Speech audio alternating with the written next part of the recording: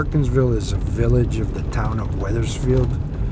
It's quiet, nice history.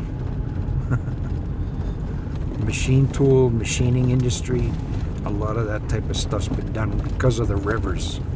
The machine tool industry was a huge thing, and it's all gone offshore now.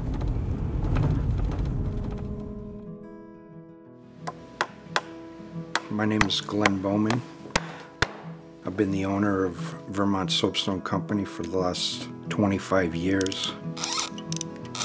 Company's been here in Perkinsville since 1856. We're here because the stone was here.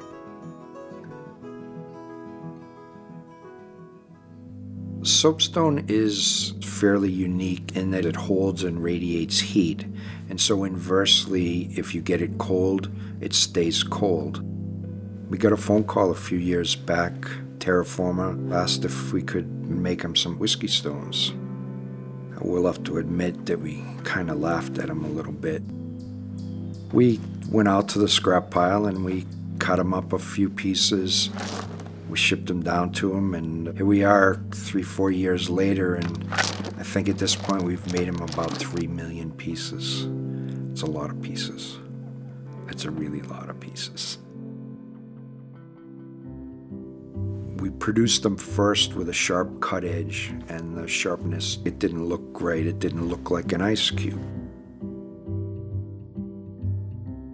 What we figured out finally was we rented a cement mixer, dumped a bucket of them in there, and they tumble against each other, and it gets a good finish on the edges.